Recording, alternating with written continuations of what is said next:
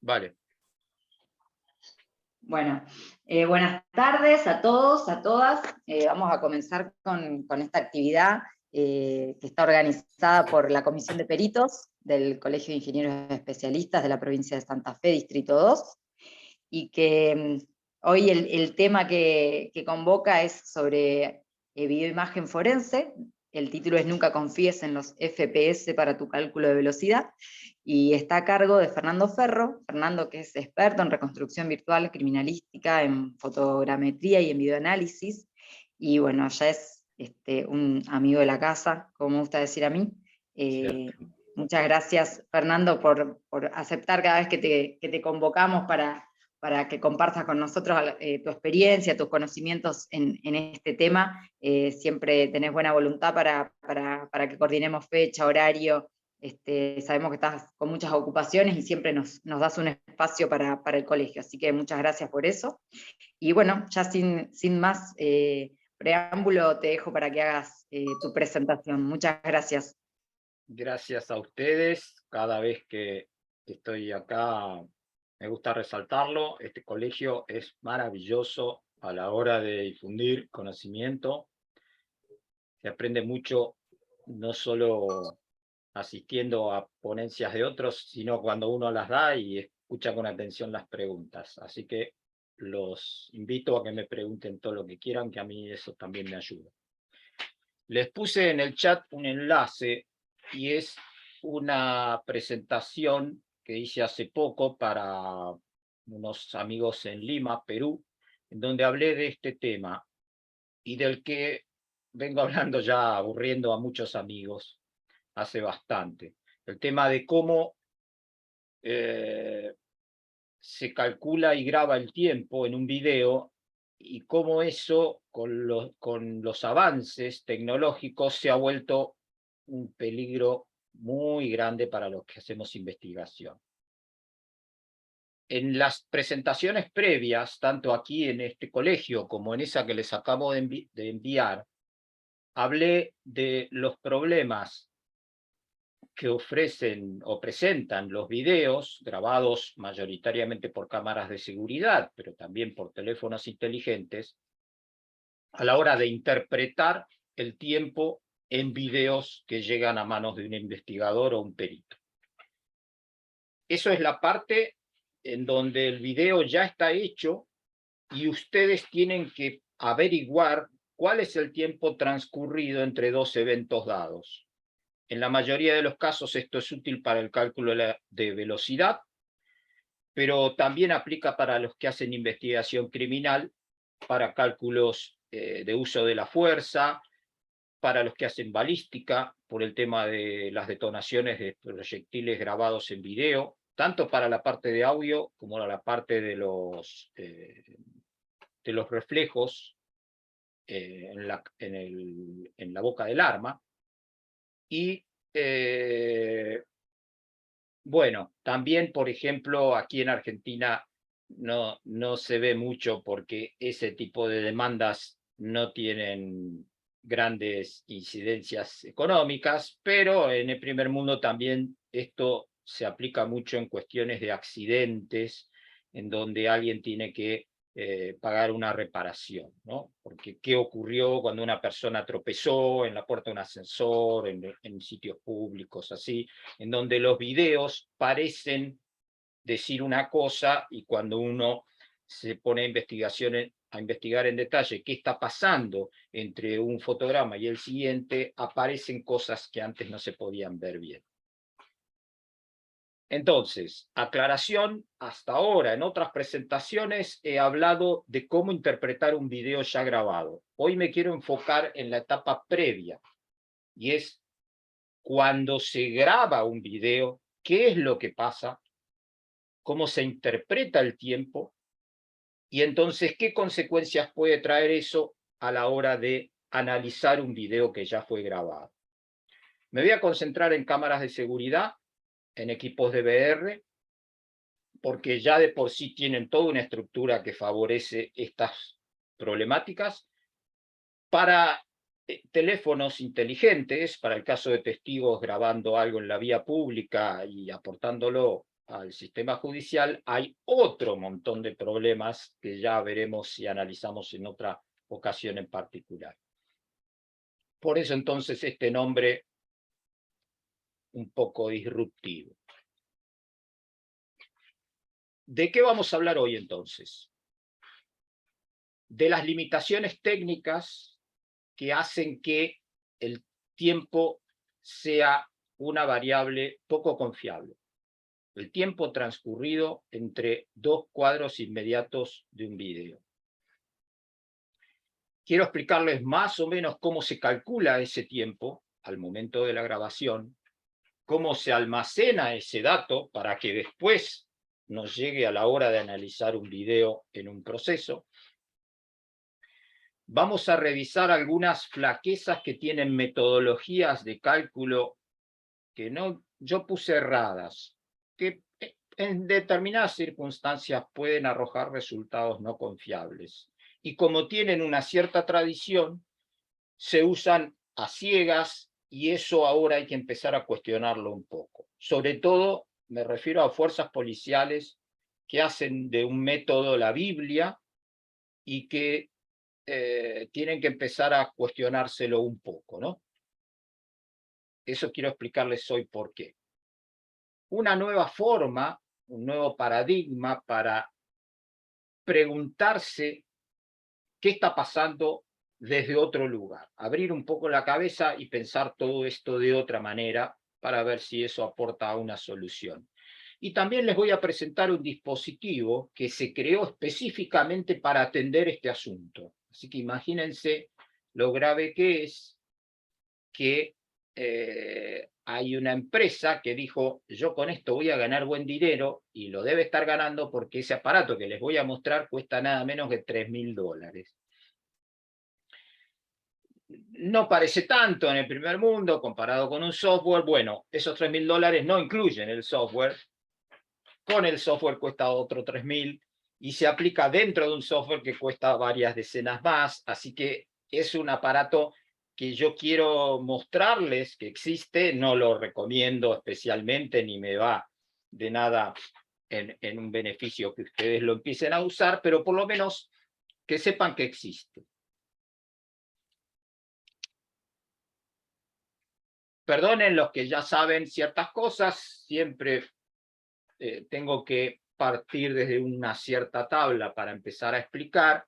Hay gente acá del colegio, pero también hay otros invitados que no tienen por qué conocer esto, así que veamos más o menos de qué estamos hablando cuando hablamos del tiempo en un video y por qué. Estamos intentando calcular una velocidad y una velocidad se define por una distancia recorrida en un determinado tiempo. Ya me han escuchado decir que ustedes, los peritos que hacen investigación de accidentes, le prestan mucha atención a la cuestión de la distancia recorrida y buscan el menor error posible en sus cálculos y dan por sabido que el tiempo es lo que marca el relojito del video. Ahí es donde yo los quiero cuestionar un poco. Hay muchas metodologías para hacer esto. Una que se usa mucho donde hay dinero es la proyección inversa en 3D, y eso implica tener una nube de puntos que releva la escena con un escáner que hace un giro de 360 grados en una determinada posición. Esa nube de puntos refleja todos los objetos que rebotan contra el láser del escáner, entonces definen un espacio en 3D, y lo que se hace es, dado un video, proyectarlo desde el punto de vista donde el video fue grabado. Eso requiere de un cálculo, y desde esa proyección observar sobre la superficie de los objetos definidos por la nube de puntos en dónde estaban realmente en el espacio ubicados los objetos grabados en el video. Eso se llama proyección inversa.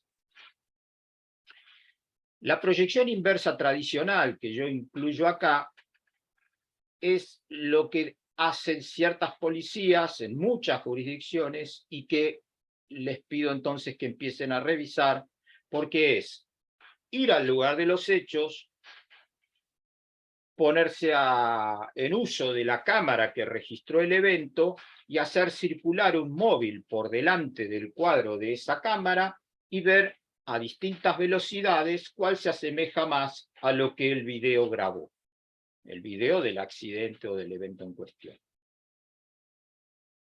Eso, cada vez que alguien dice, un perito de parte, ¿no?, recibe un informe hecho por la policía utilizando este método, dice, esto es la Biblia, es así, punto aparte, yo no tengo nada que cuestionar. Bueno, empiecen a cuestionarlo. Empiecen a cuestionarlo porque a pesar de la buena voluntad, estas cuestiones de los videos modernos que usan métodos de compresión muy exigentes y con muchas innovaciones tecnológicas, llevan a que el tiempo empiece a ser una cuestión bastante variable en los videos. Quiero hoy presentarles algún ejemplo referido a eso en particular. La fotogrametría, a lo que yo me dedico hace mucho tiempo y de lo que hablo bien cada vez que puedo, también tiene problemas porque la fotogrametría es muy buena para hacer mediciones de tiempo, pero aún haciendo este tipo de proyecciones, porque por la fotogrametría averiguamos en dónde está ubicada esta cámara que registró el paso de este vehículo, y desde ahí proyectamos ese video, pero lo que hay que saber es exactamente qué pasa entre un cuadro y otro, y esto es lo difícil. De distancia, hoy no voy a decir absolutamente nada, más que lo que acabo de mencionar. Hoy solo vamos a hablar del tiempo, y que es una cuestión bastante compleja de analizar a la hora de grabar un video. Bueno, esto también ya me han escuchado mencionarlo. Por las dudas, repito esto que es crucial. Todos los videoreproductores de video digital tienen una forma de expresar la tasa de reproducción de fotogramas, o FPS, por frames per second, y ese es un valor nominal, que no dice nada, nada a la hora de hacer un cálculo. No solo no es confiable, directamente es lo mismo que no tener ninguna información. Esa es la peor fuente de datos que ustedes pueden usar para hacer las cuentas. Es nominal, o sea que el video trata de acompañar ese valor, y además cuando es variable, estos valores no se actualizan, entonces puede subir o bajar la tasa, y eso no lo reporta de ninguna manera un video reproductor común. En los videos anteriores, en las clases anteriores, les hablé de los metadatos, la forma como los videos almacenan el tiempo cuadro por cuadro. Y aún así esos metadatos no son confiables, porque la forma como se calculan, cuando debe aparecer un cuadro en particular en pantalla, es lo que quiero que hoy veamos con detenimiento.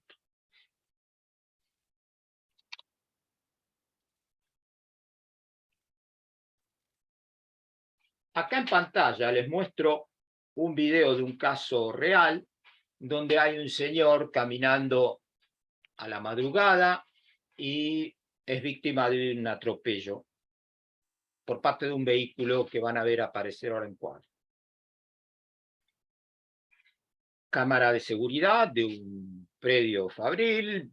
La cámara, por supuesto, ni por ahí enfoca en la dirección que nos interesa, pero este es el vehículo, y unos metros más allá, fuera de cuadro, va a ocurrir este hecho de tránsito.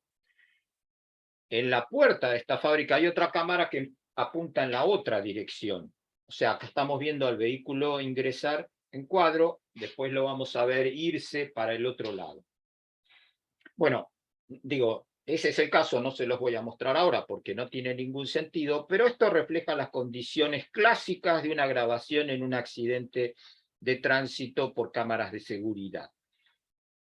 El vehículo se ve ahí más o menos a lo lejos y aparece por muy pocos instantes en pantalla, sale de cuadro con mucha velocidad, entonces tenemos muy pocos fotogramas para analizar. Y entonces la diferencia entre cuadros, en cuanto al tiempo transcurrido, se hace clave porque hay muy poca información de la cual valerse. ¿Qué hizo la policía en este caso? Lo que les comento. Acá tengo otro caso también muy similar, cámara de seguridad, muy malas condiciones de iluminación, pero aparece una motocicleta en cuadro y en apenas 5 o 10 cuadros tenemos que saber a qué velocidad circulaba. Esta es la famosa nube de puntos que les mencioné antes. Cada uno de esos puntitos está ubicado en X y Z. Es reflejo de un escáner láser que está ubicado en esta posición. Hay varias lecturas. Cada vez que encuentran un agujero en el piso es el lugar donde estaba ubicado el trípode con el escáner. Y acá están viendo la misma escena virtual desde el mismo lugar en donde lo grabó ese video. Esta es la clásica proyección en 3D. Fíjense que allá atrás, sobre la vía de tránsito, hay un montón de conitos con unas numeraciones. Y eso es lo que hizo la policía, ven acá 7, 8, 9, ubicándose en donde el cuadro de video posicionaba al móvil y ubicando ahí un cono, una marca, para después calcular la distancia recorrida. Entonces, esto es un clásico y es realmente lo que todo el mundo da por palabra santa. Si esto está resuelto en un caso, ya nadie opina, nadie dice nada, entonces se fijan en cuánto calculó la policía usando este método y pasemos a otra cosa. Entonces, esta cámara era, esta o cualquiera de las dos que les mostré hoy, pero en casos similares, estaba incluida en un dispositivo como estos que estoy mostrando en escena, ahora en la lámina. Y bueno, le enumero acá las cosas que pasan, o que habitualmente hacemos los que estamos en esto. Los métodos más comunes son contar los cuadros que pasan para decir cuánto tiempo pasó en un determinado, entre dos cuadros establecidos, o decir si tenemos un reloj, el reloj dice que pasaron tantos segundos, avanzamos cuadro a cuadro y decimos entre cuántos cuadros lo tenemos que dividir. Conducir vehículos por la escena es lo que les acabo de describir, que hace habitualmente muchas policías. Otra posibilidad es asumir que esos metadatos son precisos y de estos que mencioné, este último es el menos confiable. ¿Y cuáles son los problemas que hacen que esto no sea confiable? Por un lado, que el video sea VFR, por Variable Frame Rate, que es cuando la tasa de reproducción tiene variaciones. Otra vez me remito a los videos en los que hablé de ese tema particular. El tema de la variación en la duración de las muestras es de lo que más voy a hablar hoy, es cuánto tiempo todo este sistema, toda esta tecnología le dedica a capturar la luz que ingresa en el sensor de la cámara e interpretar esa información y almacenarla. En todo ese proceso, la muestra es solamente el tiempo en que está entrando la luz y activando el sensor. ¿Cuánto dura ese tiempo con relación al video? Por supuesto, todas estas objeciones y preocupaciones no valen para una persona caminando o un vehículo circulando a 30 kilómetros por hora, pero un vehículo circulando a 100 kilómetros por hora, alrededor de 30 metros por segundo, que pasa delante del campo de visión de una de estas cámaras, habla de que solo tenemos por ahí media docena de instantes en el cual ese vehículo aparece en pantalla y en donde estos problemas se hacen evidentes.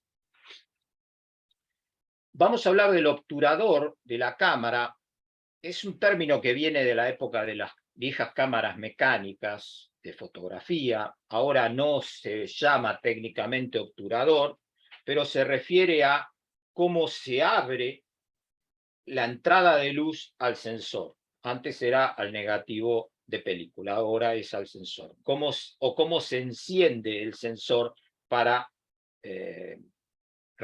captar la luz.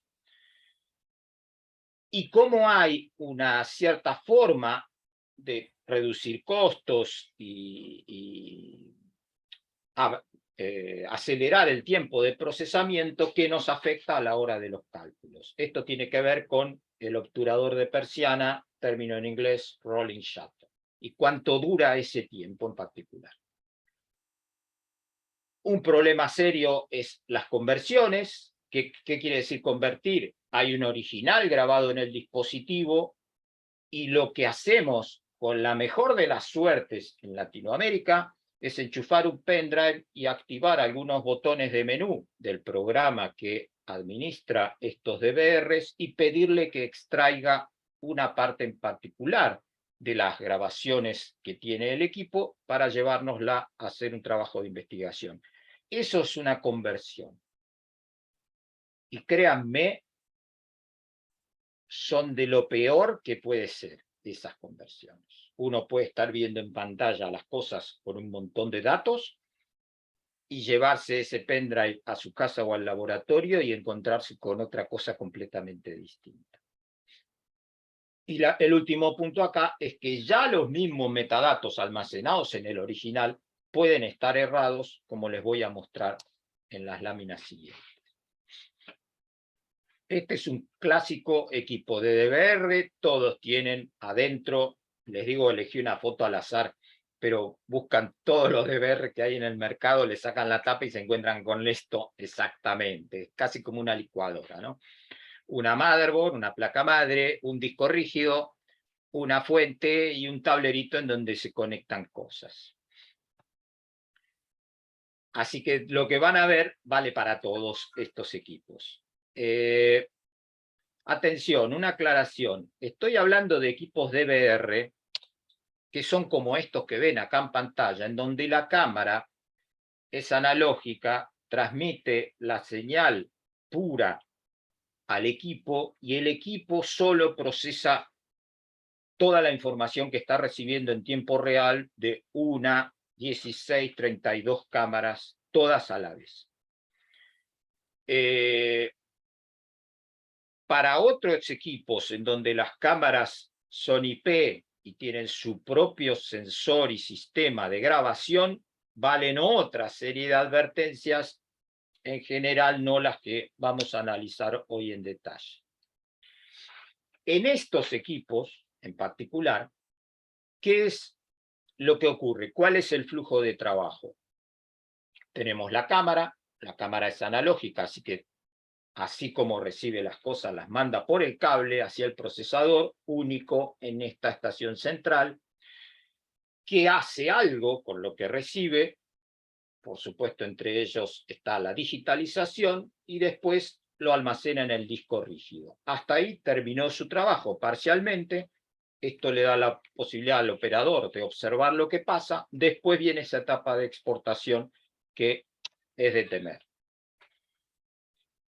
Entonces, en toda esta línea, desde que la cámara registró lo que nos interesa hasta que entró en el pendrive con el que nos vamos del sitio,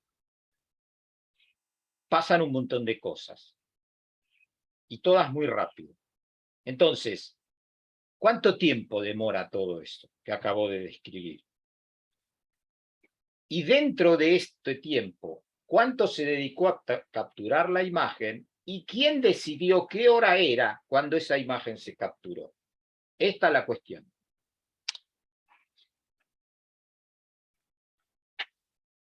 En el mejor de los casos, me río un poco porque yo asistí a un seminario sobre esta cuestión en el primer mundo y hacían mucho hincapié en los desarrolladores de software, en los ingenieros en sistemas en los ingenieros electrónicos, entre los que desarrollaban los chips que se iban a usar en estos equipos. Y yo digo, qué lejos que estamos de todo eso, porque a nosotros todo lo que nos llega viene enlatado de China, lo enchupamos, funciona y ya nos damos por contentos. De toda esa parte hoy no les voy a hablar, pero era fuente de preocupación para esta gente, ¿no? Que decían, ¿quiénes son los que hacen y diseñan y fabrican estas cosas? Pero bueno, algo que sí les quiero decir es que en particular estos equipos, si no son de buena calidad, y sobre todo los municipios, en la ciudad y en la región en donde yo vivo hay mucho de eso, ponen estas cámaras por cuestiones de vigilancia, entonces cuanto más cámaras puedan ubicar mejor, y entonces cuanto más baratas sean, más van a poder comprar, y nadie se fija en nada de lo que tiene que ver con esas preocupaciones que les mencioné antes. Y estos equipos entonces son enlatados, compran software, compran chips, compran desarrollo que fue creado para otro fin, lo meten todo adentro de una caja y la mandan por correo y a cobrar. Entonces, lo que debería ser un dispositivo confiable, porque se supone que todo el equipo fue diseñado para un objetivo, acá se los quiero cuestionar un poco, porque hay partes de este dispositivo que no responde al mismo objetivo que el dispositivo final que ustedes compraron. Para los ejemplos que les voy a mostrar, les voy a hablar de esta es un resumen de los términos que voy a abordar. Una es la tasa de cuadros, o FPS, que ya lo mencioné antes, el tiempo de muestra, que es el tiempo en que está el sensor activo en la cámara. Yo le puse tiempo hasta la próxima muestra porque no encontraba la forma de traducirlo, pero el término correcto es unsample, un sample, así que si alguno lo traduce mejor que yo, por favor me lo avisa, que es, si hay un ciclo que completa el proceso para elaborar un cuadro en particular, hay una parte del tiempo que está dedicada a captar la luz y otro montón del tiempo que está dedicado a otra cosa. Eso es unsampled time y que yo llamé tiempo hasta la próxima muestra. Después el tema del obturador, al que le voy a dedicar un poquito más de tiempo más adelante, y abajo aparecen unas variables rarísimas que son relativas a los paquetes, por eso PKT, que es packet, es un término de software, y que utilizan los van a ver en todos los manuales de los dispositivos DVR, porque indican en qué dirección de memoria se almacenan estos datos. Packet PTS es tiempo de presentación, Presentation Timestamp. Packet DTS es el tiempo en el que se calcula analizar un cuadro en particular, y Packet Duration es el tiempo que debería durar en pantalla un cuadro. Le he dedicado más tiempo a las presentaciones anteriores, así que hoy no creo que lo llegue a mencionar, pero vale para el caso completo, para la clase completa. Entonces, de esos términos que les mencioné, el de los cuadros por segundo es clave para toda esta cuestión. Para los que no entienden mucho de video, entonces acá les puse un ejemplo que muestra qué pasa cuando tenemos más cuadros por segundo o menos cuadros por segundo en un video. La norma en mi país y en la mayoría de los países de Latinoamérica es de 25 cuadros por segundo, en Estados Unidos es de 30, de ahí este ejemplo que ubiqué de una empresa de cámaras de seguridad. Y entonces acá vemos que si tenemos una grabación a 30 cuadros por segundo, el detalle que podemos ver entre dos instantes dados a 30 cuadros por segundo, el caso de arriba es mucho mayor que, miren el caso de abajo, a un cuadro por segundo, o sea, empezamos a contar a un señor que pasa corriendo, y cuando terminamos de contar, el señor ya parece irse del cuadro. Eso es todo lo que vamos a apreciar si tenemos una cámara que graba a un cuadro por segundo. Hasta acá todos ustedes saben de qué estoy hablando. El problema es que de 1 a 30 puede pasar cualquier cosa en estas cámaras, en un mismo video y sin que nadie nos informe nada. Vamos a hablar entonces del segundo término en esa lista, que es el tiempo de muestra, y cómo es que se obtiene la muestra. En cámaras clásicas, el obturador mecánico es como este que ven a la derecha, y por eso se llama de persiana, porque hay un montón de laminitas que se abren y se cierran de diferentes formas para dejar pasar la luz y cerrarse inmediatamente. Eso es un obturador mecánico. ¿Por qué se llama de persiana? Porque asemeja a una persiana. La otra forma de obturar una cámara es lo que se llama un obturador global, en donde directamente, en el caso de un sensor, como ven este ejemplo que les puse acá abajo, el sensor se dispara todo por completo, toda el área del sensor recibe luz la misma cantidad de tiempo, y entonces el procesador se tiene que encargar de analizar toda esa gran cantidad de información muy rápidamente. Esto implica un procesador rápido y un costo mayor. Entonces, este tipo de obturadores de persiana electrónicos que ven en la imagen de la izquierda asemejan a los obturadores mecánicos, que acá puse a la derecha, porque captan la luz en una sola línea en un instante dado y recorren todo el sensor capturando todo un cuadro prácticamente a la vez. Pero eso demora un tiempo.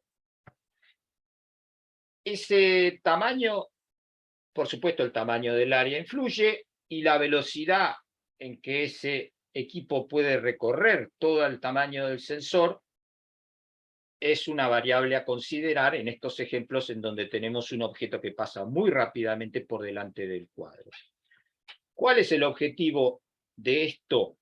Que al analizar una línea por vez, un procesador menos inteligente, menos poderoso, puede resolver lo mismo que el sensor global obliga a un sensor un poco, por supuesto, más potente.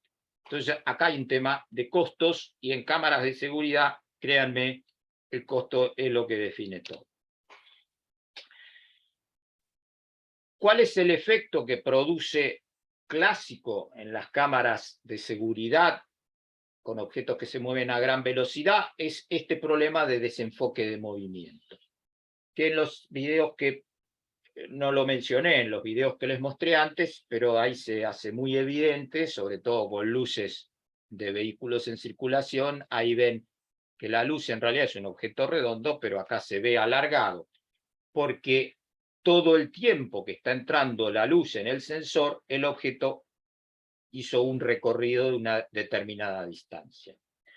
Un comentario al margen es que esa también es una buena forma de calcular la velocidad, porque si ustedes saben cuánto tiempo está abierto el obturador de una cámara, perfectamente pueden decir a qué velocidad circulaba esta motocicleta si logran medir por fotogrametría o el método que sea cuál es la distancia en píxeles en esta imagen. Les menciono que hace poco publiqué un video en YouTube que habla del tema de identificación de placas vehiculares en cámaras de tablero, que son las cámaras que se ubican cerca del espejo para grabar lo que ocurre mientras estamos conduciendo en nuestro vehículo. Y hay una persona que hizo una buena investigación en donde muestra, compara diferentes cámaras. Ahí lo que menciono en este video es cuidado, porque este señor lo que no sabe es que un video no se puede parar en cualquier lado por estas cuestiones de la compresión. Hay que elegir qué cuadros capturar y por qué razón hay que detenerse en determinados lugares en un video y no en otro, porque esos cuadros van a ser los que ofrezcan la mejor calidad de imagen para la identificación. Estos son los famosos cuadros clave o cuadros I. Entonces, acá tengo el enlace, también se los voy a... Perdón. Bueno, para no perder mucho tiempo, prefiero... Bueno, acá lo tengo, entonces se los pego en el chat también para que en otro momento, si quieren, puedan investigar sobre esto. Tema aparte, la identificación, así que si quieren, al final les muestro los datos de mi contacto y tienen consultas sobre esto, me las puedan hacer. Volvamos entonces a la cuestión del tiempo de muestra. Este es un ejemplo típico de algo que en Estados Unidos está sucediendo bastante y es cuestionar las famosas fotomultas. Con tanto éxito que en algunas ciudades las han eliminado por completo. Una de las cuestiones es el ejemplo que les voy a mostrar ahora, pero lo que quiero acá es explicarles claramente qué es esto del tiempo de muestra y el tiempo entre muestras. Nosotros tenemos acá un video que se grabó a 4 cuadros por segundo. Es un ejemplo cualquiera que estoy inventando yo. Pero entonces, ¿de dónde salen esos 4 cuadros por segundo y por qué? Hay un cierto tiempo de muestreo en donde el obturador está abierto y el sensor está registrando la luz, que en este caso es de 50 milisegundos. Hay un otro tiempo, que es el tiempo, famoso tiempo hasta la próxima muestra, en donde está pasando algo. ¿Y qué es exactamente? Depende. Pero tiene que ver con toda esa cadena de eventos que les mencioné antes en un DVR. La suma del tiempo 50 milisegundos más 200 milisegundos completa el tiempo en que un cuadro tarda en producirse en un equipo y que entonces 250 milisegundos hace que en un segundo solo puedan haber 4 fotogramas, de ahí los famosos 4 cuadros por segundo. Hasta acá todo bien. Entonces les muestro el producto de este video o el producto de este dispositivo de captura. Y entonces yo acá lo hice un poco más lento para que podamos analizar qué estamos viendo. Y esto hace que este señor conductor reciba una multa por haber cruzado el semáforo en rojo. No voy a discutir dónde estaba parado exactamente cuando el semáforo se puso en rojo. Lo que quiero advertirles es que este ejemplo que armé yo manualmente está errado. Y acá quiero mostrarles por qué. Primero, cuando las cosas están bien. Hay un tiempo, que acá yo lo ilustré con este rectángulo amarillo que va recorriendo la pantalla, en donde el obturador está sensibilizándose línea por línea y demora un tiempo en recorrer todo el área del sensor. Arriba les puse 3 miniaturas que representan 3 instantes dados en la secuencia de tiempo. Todavía no son cuadros. Lo que quiero mostrar arriba es que hay un momento en que la luz está en color amarillo y el vehículo todavía no entró en escena. Hay otro instante de tiempo en que la luz sigue siendo amarilla, pero el vehículo ya entró en escena, está dentro del cuadro de la imagen, y hay otro instante de tiempo, al que yo llamé 3, en donde la luz cambió a color rojo y el vehículo ya avanzó cruzando la calle. Acá están viendo cómo la luz se capta y procesa en el equipo, y abajo están viendo cómo se genera cada uno de estos instantes de tiempo, cómo se ve reflejado en un cuadro o fotograma, y así entonces nos llega a nuestro equipo cuando reproducimos el video. Acá todo funciona bien. ven que este cuadrado amarillo, yo lo hice dividido en 4 para ilustrar, es bastante más pequeño, ¿no? Y va recorriendo a una velocidad constante toda el área. Pero acá ven que en el cuadro 1 termina de recorrer toda la pantalla, se generó el cuadro 1, inmediatamente repite para el 2 y después repite para el 3. Todo funcionó perfectamente. Ahora quiero mostrarles lo mismo, pero en donde llevamos las cuestiones un poco más al extremo. ¿Y dónde ocurre esto? En ejemplos de exceso de velocidad, en vehículos circulando a gran velocidad y en equipos que por ahorrar costo funcionan un poco más lento de lo esperado o de lo necesario, y ocurre más de una vez. ¿Qué están viendo acá? Exactamente lo mismo, pero una velocidad de obturación más lenta y una tasa de reproducción más rápida. En lugar de 4 cuadros por segundo, tenemos otro valor mayor y tenemos una velocidad de recorrido de toda el área durante la obturación menor. Yo eso lo representé con un área de mayor tamaño. Ven que el rectángulo de color amarillo acá hace 3 pasadas cuando antes hacía 4. Pero en realidad lo que quiero decir es que se mueve más lentamente. Entonces analicen, por favor, el resultado, que es el cuadro que ven en la imagen de abajo. Básicamente lo que tienen que entender es lo siguiente. El vehículo se está moviendo cuando el obturador está pasando. Y la velocidad de desplazamiento del vehículo es elevada, y entonces empieza a jugar con relación a la velocidad en la que se desplaza el obturador. ¿Cuál es el resultado de este inconveniente en particular? Que en el cuadro 2, fíjense, lo que está pasando, bueno, lástima que hice un GIF y no lo puedo detener, pero presten más atención al cuadro 2. No se construye de arriba para abajo, se empieza a construir desde abajo, con un resto que quedó de una pasada de obturador que no llegó a completar el cuadro anterior. Se empieza a construir desde abajo. ¿Y qué está pasando? Está tomando al vehículo en un instante dado, pero le falta completar la información para el resto de la imagen. Entonces toma lo que le llega del dispositivo y completa la parte de arriba, que está ocurriendo un tiempo después. Y casualmente es el tiempo del cuadro 3 en que la luz ya pasó a rojo.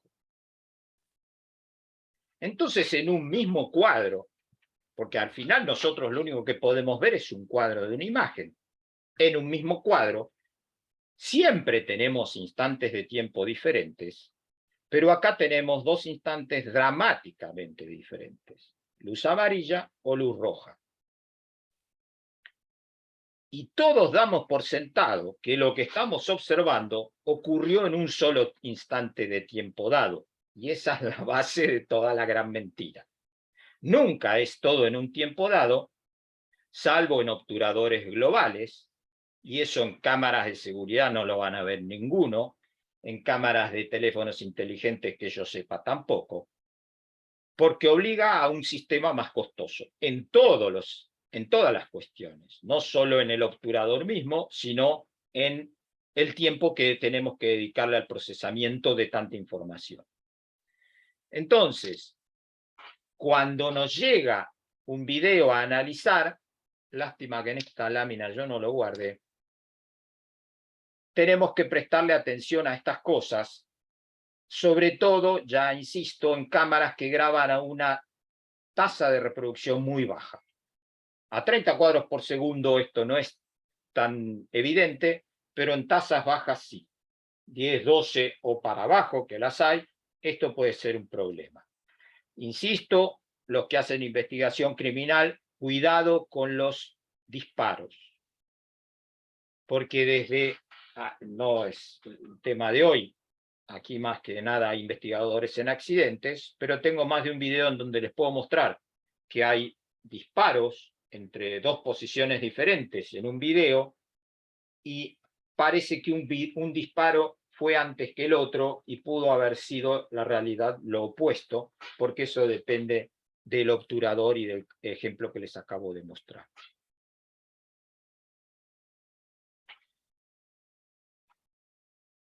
Esto es un ejemplo de lo que les dije que la policía hace habitualmente, que todos consideramos como palabra santa y que tenemos que cuestionar. Arriba, la imagen de arriba muestra un vehículo de la policía que recorre el mismo espacio que un vehículo recorrió en un proceso de investigación. Y entonces acelera, va más rápido, va más despacio, hasta que encuentra que entre dos fotogramas dados, la distancia recorrida es más o menos la misma. Lo de la distancia se resuelve con mucha precisión. El problema es el tiempo. En este caso en particular, que yo los saqué de este seminario que les mencioné, acá lo único que hice es adaptar los sistemas de unidades, acá ven el problema. ¿Y por qué es esto? Porque ya no es un problema de velocidad de obturación, es un problema de capacidad de administración de los datos recibidos. Y en sistemas de DBR esto es muy común. Los equipos tienen un montón de trucos para no trabajar de más. Entre ellos, grabar a una cierta velocidad un video cuando no pasa nada y grabar a otra velocidad cuando pasa algo, cuando algo dispara el sistema de alerta del equipo. Otra posibilidad es que haya más cámaras de las que el equipo pueda administrar con cierta tranquilidad. Por la razón que sea, el mismo evento, dos eventos similares, supuestamente grabados en las mismas condiciones de iluminación y con las mismas condiciones generales de entorno, pueden hacer que se graben en una ocasión a 32 cuadros para recorrer la misma distancia y en otra ocasión a 3 cuadros. Y esto es algo que, permítanme que les diga con cierta confianza, muy poca gente le presta atención cuando hace este tipo de análisis. Lo único que hace es pretender que el vehículo se vea en el mismo lugar que en el video del original cuestionado. Ponen los vehículos a andar y cuando están más o menos en el mismo lugar, vamos a casa, terminó nuestro trabajo. Esto hace que después estos cálculos puedan tener una diferencia y no hay forma de cuestionarlos si no nos ponemos a analizar en detalle qué está pasando en una prueba simulada que considere esta cuestión del tiempo, al que le prestamos poca atención.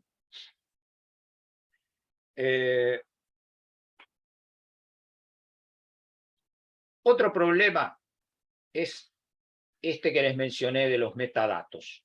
Vieron que antes yo me salté unas láminas, porque son cosas que ya mencioné en otros seminarios, pero el resultado de esos metadatos son una cierta cantidad de variables que acompañan la información de cada cuadro en particular. Eso se ven en unas planillas de Excel, como la que les estoy mostrando a la derecha.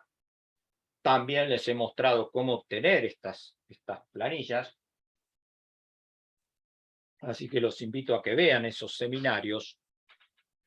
Pero no es más que una suma de variables, entre ellas el tamaño del cuadro, la relación que hay entre el ancho y el alto, el color, el tipo de cuadro, y esas que les mencioné de tiempo de presentación, tiempo de duración y otras que tienen que ver con el tiempo, que aquí las ven, PTS, PTS Time, PKT, DTS, todas estas son variables que se calculan y almacenan en cada cuadro de un video. ¿Por qué no podemos confiar en esto? Porque una de las cuestiones que más me salta a la mente de estos equipos es, ¿están bien almacenados en el original? Porque aquello del obturador no intervino, porque no hubo problemas. No sé si para esto, Tengo un audio, por favor. Gracias. Supongamos que todo lo que expliqué hasta ahora no ocurrió y los metadatos que tiene almacenado el original en el equipo son confiables. Esto puede estar guardado en un formato determinado, muchas veces propietario. Propietario quiere decir que no responde a un estándar internacional en video, que hay muchos, pero que son supermasivos, sino que le hacen pequeños cambios, a veces para agregarle cierta funcionalidad al equipo, a veces para hacerlo inaccesible, a veces para que solo se pueda reproducir con un software en particular por algún tema de seguridad. A eso se refiere la cuestión de propietarios. Y ese equipo almacena todos los datos con cierta precisión o confianza. Cuando nosotros vamos con nuestro pendrive, es cuando a veces ocurre, y muchas veces, la parte del equipo, del instrumento que hace la conversión, fue comprada o pirateada o tomada de algún lado prestada, no está preparada exactamente para ese formato propietario y pierde o desconoce un montón de esta información. Ya un consejo que siempre les doy a todos, sobre todo fuerza pública, cuando tiene esta capacidad, es no irse con un pendrive, irse con el disco original. Hoy, disco rígido se consigue por $50, tener 4 o 5 discos guardados en un cajón es muy barato, irse del negocio del particular con un nuevo disco enchufado y formateado no lleva más de 15 minutos, y llevarse el disco original nos garantiza evitarnos esta parte de los problemas que estoy describiendo.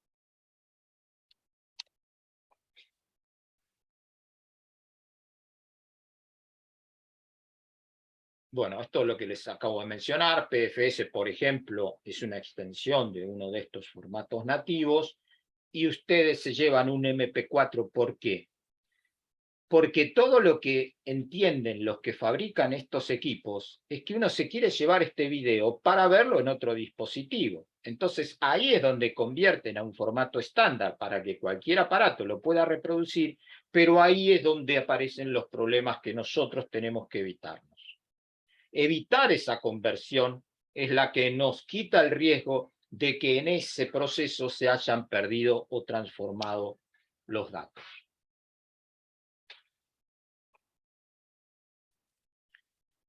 Una señal de alerta puse ahí, pero la verdad que esto no quiere decir mucho. Si el equipo graba, casi seguro lo va a hacer a una tasa de reproducción variable. Esto que les mencioné, de que a veces son 30 cuadros por segundo, a veces son 10 y a veces son 45. Si el proceso de conversión de ese equipo mantiene la tasa variable y a ustedes les llega una tasa variable, eso es una señal que les da cierta tranquilidad. Por ahí les trae una complicación en el análisis. Justamente les estoy advirtiendo a ustedes, cuidado con las tasas variables. Pero si se mantiene esa tasa original, a mí me dice que ese equipo está bien diseñado y es menos probable de que se haya comido ciertos datos en la conversión. Pero un equipo más o menos moderno, que siga grabando las exportaciones a una CFR, que es Constant Frame Rate, una tasa constante de cuadros, para mí es un equipo muy poco confiable. Y aún siendo el supuesto original, o sea, lo que salió del equipo y se llevaron en el pendrive, Si esa tasa es constante, casi seguro que el equipo, por un problema de costos y mala calidad, usó algún módulo estándar de conversión que no respetó la tasa original. Y esa conversión, si no se hace de una manera confiable, ahí es donde introduce todos los problemas que les estoy mencionando.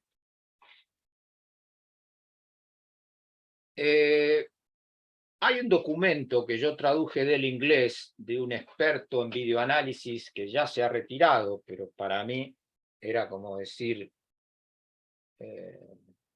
este sí, es palabra santa, que del original, que está en el enlace, yo lo traduje al español, así que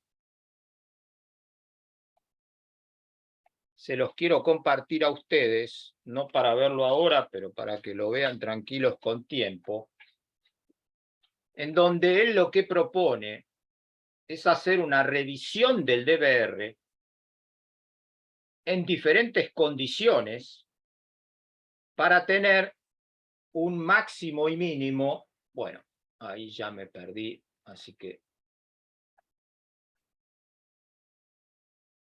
este es mi original. De la traducción, si quieren ir al original, hagan clic en el enlace de la primera línea. Es un documento bastante corto, pero él lo que propone es hacer una revisión estadística del equipo sometido o exigido a diferentes condiciones para saber cuál es el tiempo a que este equipo puede grabar, a qué tasa de reproducción mínima y máxima puede llegar. Entonces, ese va a ser el margen de incerteza con el que ustedes se tienen que mover en sus cálculos. Cuidado que a veces esa diferencia puede ser abismal, ¿eh? Pero esta es una buena propuesta para resolver todos estos problemas que les estoy mencionando.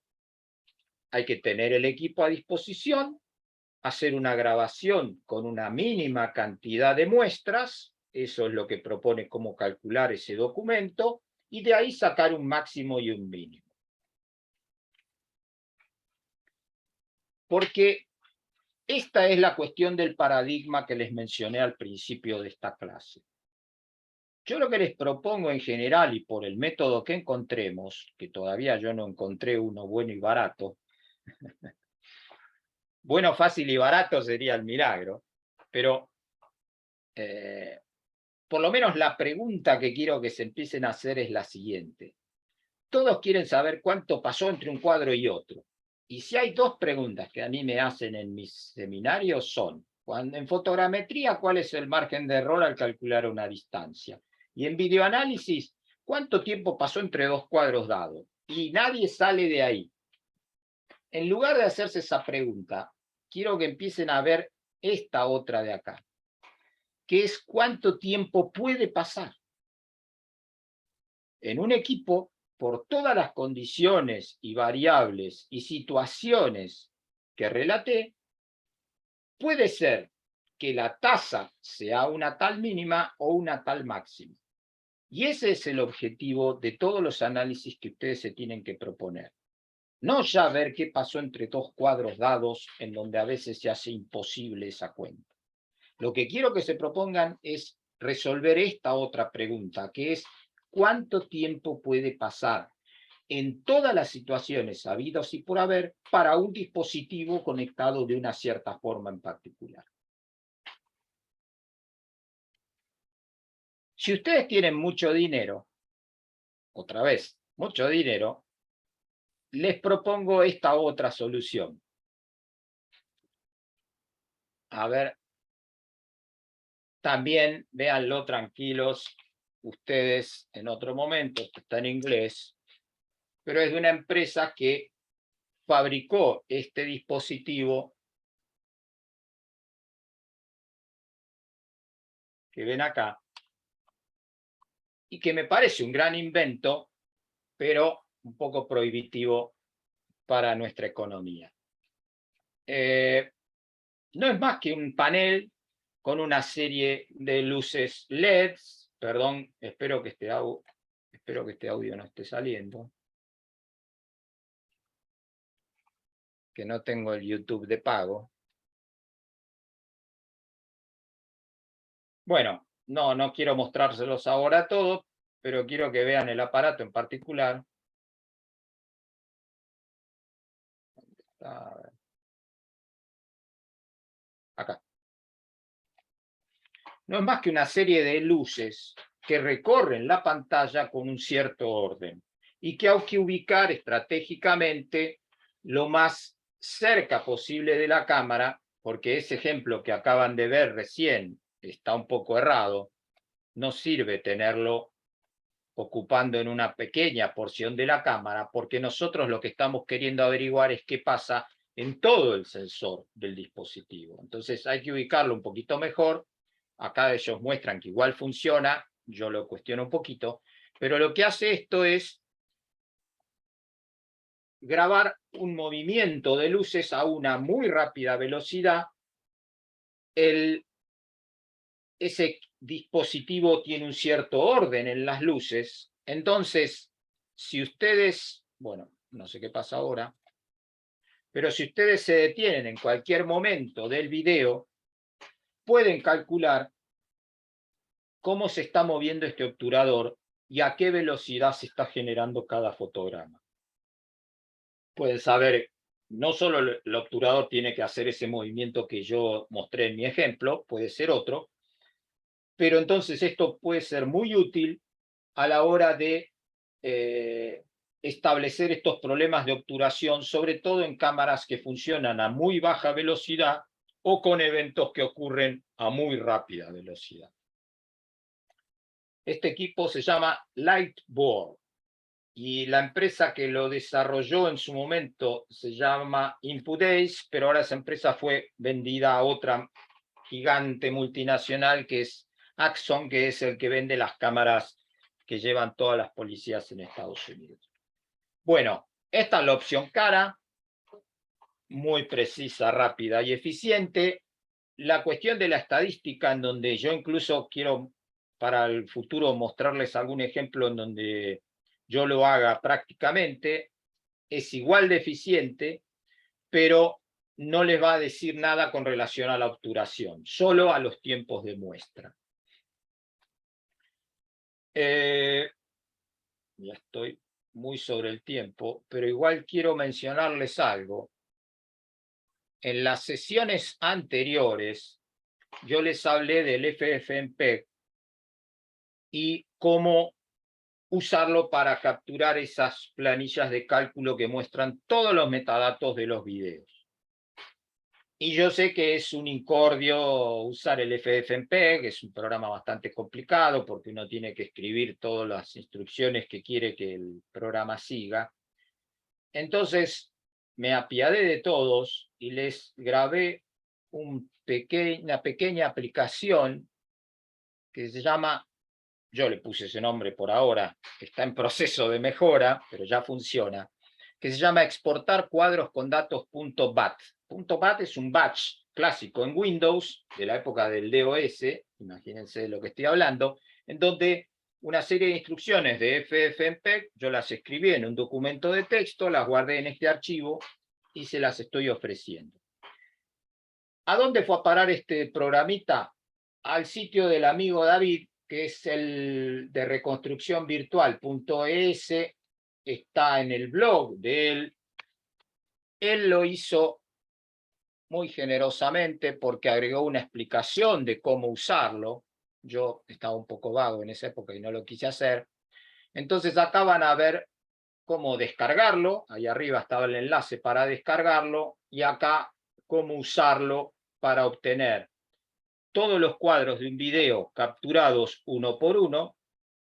Todos, cuando digo todos, son todos, y muchos programas que ustedes usan no capturan todos los cuadros por diferentes razones. Problemas de la reproducción, no es tema de la clase de hoy, pero es muy probable que algunos cuadros se les olviden a estos reproductores. La intención de este pequeño programita es que ustedes estén seguros que de un video cualquiera, tanto sea la velocidad de reproducción variable o constante, tengan todos los cuadros del video en cuestión, en un lapso determinado de tiempo. Entonces, voy a mostrarles. Ustedes tienen que instalarse el FFmpeg, ahí también está la dirección para bajarlo gratuito. Y este programita que yo hice lo tienen que descargar y ubicar en la misma carpeta en donde esté el video en cuestión. Entonces, en lugar de ustedes escribir las instrucciones, lo único que tienen que hacer es arrastrar el video que ustedes están investigando sobre el programita que yo les acabo de dar. Por ahora tiene esta interfase así tan pobre y tan difícil de entender, así que muy rápidamente se las describo. En este momento, esta ventana de color negro con texto de color blanco les está preguntando, porque además de exportar los cuadros, les va a pegar encima de cada uno todos los metadatos de interés para nosotros los investigadores. Y como todo es una línea de texto muy extensa, en función del tamaño del cuadro de la imagen, ustedes tienen que decirle de qué tamaño quieren la fuente, la letra, para que todo se pueda ver y que tampoco les obstruya toda la pantalla. Ahora van a entenderlo cuando aparezca la imagen de ejemplo. Y lo que sugiere este texto es que en una pantalla Full HD, que tiene 1920 píxeles de ancho, una buena medida de la fuente es la de 36 píxeles. En cambio, un video de HD, que solo tiene 720 píxeles de ancho, el tamaño de la letra recomendada es de 24 píxeles. Y así, bueno, también como ejemplo, para un video muy pequeñito, qué tamaño de letra poner. Si ustedes averiguan por el método que sea qué medidas tiene el video que van a analizar, este tiene un ancho de 1920 por 1080, lo que tienen que hacer entonces en este caso es, en la ventana que les estoy describiendo, escribir el tamaño de la letra.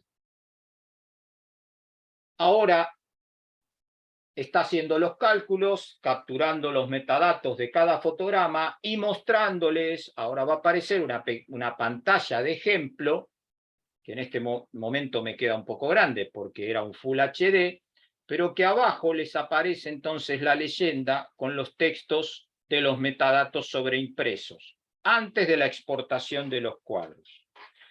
¿Y qué metadatos incluí yo? Porque son los que yo siempre quiero saber. Ustedes por ahí tendrán otros, pero acá los que les pongo yo son el tiempo en segundos con más de milésimas, que ya es un abuso, para cada imagen en particular.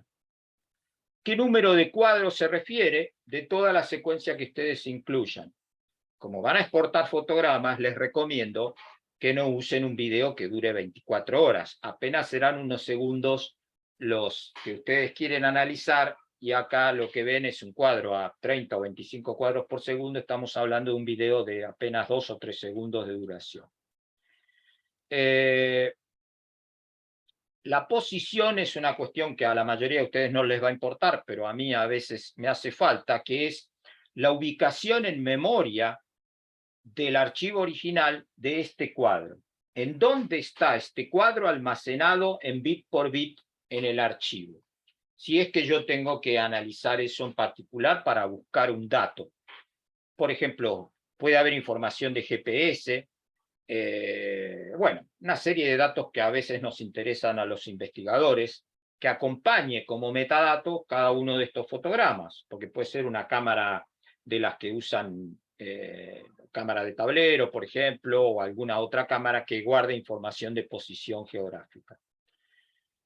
La duración se refiere a cuánto tiempo este cuadro tiene que estar presente en la pantalla.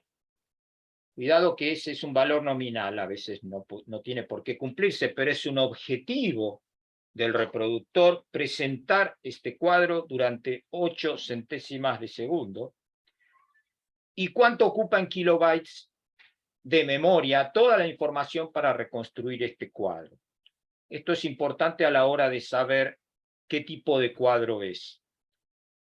Lo que les mencioné al principio de los cuadros clave. Este en particular es un cuadro de tipo P, muy importante a la hora de hacer una identificación. Si ustedes están contentos con lo que están viendo, porque esto era apenas una imagen previa, cierran esa ventana y acá presionan cualquier tecla para continuar. Si ese texto hubiera salido desproporcionado en pantalla, aquí puse que con presionar 0 pueden volver para atrás e ingresar otro tamaño de fuente. Le doy un Enter y me pregunta desde dónde a dónde quiero grabar los cuadros de este video. Acá es donde ustedes pueden decir que si dura 24 horas, quieren que empiece en la hora tal, minuto tal, segundo tal. Yo le voy a decir que empiece de 0, porque este es un videíto muy pequeño. Y hasta dónde quieren capturar los cuadros, me propone la extensión completa del video en segundos, que son 3,6. Yo le voy a decir que capture 2 segundos. Enter. Se está creando una carpeta temp. Bueno, perdónenme, la tendría que haber borrado para hacerles la muestra, para ver qué es lo que pasa realmente. Acá me olvidé de borrarla porque la había usado antes. Pero si ustedes entran en esta carpeta temp, acá van a encontrarse con todos, y otra vez les digo todos, los cuadros de este video con esos metadatos que les mencioné superpuestos. Estoy avanzando cuadro a cuadro, por eso ven que se actualiza la imagen. Había un instante previo en donde la imagen estaba congelada a pesar de cambiar de cuadro, una de las cuestiones que pueden averiguar por este método. Y después ahí ven qué tipo de cuadro es, tipo P, B o I. I es el cuadro aquel en donde se puede hacer una mejor identificación. Bueno, ahora sí, esta carpeta temp la voy a borrar para que la próxima vez que muestre esto parezca un truco de magia de verdad y no una truchada como lo que hice recién. Pero esto lo pongo a disposición. Por favor, aprovechen este blog del amigo David y si tienen algún problema, escríbanme el comentario acá. Algo que no funciona, que puede ser que lo haya porque apenas lo estoy perfeccionando esto, escríbanme ahí el comentario para que después le quede al resto si es una duda común. Bueno, hasta acá lo que tenía para mostrarles hoy. Voy a seguir con el tema, pero no en los próximos meses, que ando medio complicado, pero voy a volver con esas cuestiones que les dije sobre los DVR y algunas cosas prácticas que me parece que a ustedes les pueden servir. Quedará para el año que viene. Los lugares en donde me pueden encontrar, otra vez insisto, las preguntas son bienvenidas, tanto ahora como en cualquier otro momento en estos lugares. Bueno, sí, me pasé un poquito, pero no tanto. Gracias por todo, por lo menos por la paciencia hasta ahora, y lo que les pido es, si quieren hacerme una pregunta, que se habiliten el micrófono si es que lo pueden hacer. No sé bien cómo funciona esto. Pueden habilitar el micrófono, así que los que tengan alguna consulta pueden hacerla. Ah, ¿se lo puedo habilitar yo? Eso se pueden habilitar. Ah, ellos mismos. Perfecto, entonces. Bueno, entonces, escucho preguntas, también escucho críticas o comentarios de cualquier tipo.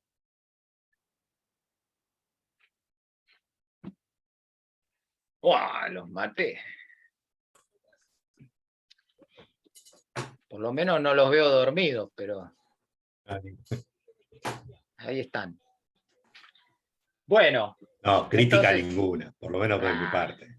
Por lo menos el peinado podría ser. Bueno, entonces sí se vienen pasarme. Lo último, esto en algún momento va a quedar disponible, lo pueden revisar en el futuro, o si a mí me facilitan el enlace, yo también lo puedo subir a mi canal de YouTube. Gracias a todos otra vez por la paciencia. Espero que esto les sirva para algo, que me da un trabajo bárbaro. Y bueno, y seguiremos en contacto, Fernando. Muchas gracias. Seguiremos en contacto. Muchas otra vez, gracias a los organizadores. A todos también. Bueno, muchas gracias. En nombre de la Comisión de Peritos y en nombre del colegio, muchas gracias a todos y a todas por participar. Lo vamos a colgar en el canal de YouTube del colegio, que lo encuentran como NetCIE o como CIE Distrito 2. Muchas gracias, buenas noches. Genial, gracias. Gracias, hasta luego. Hasta la próxima. Chao, suerte.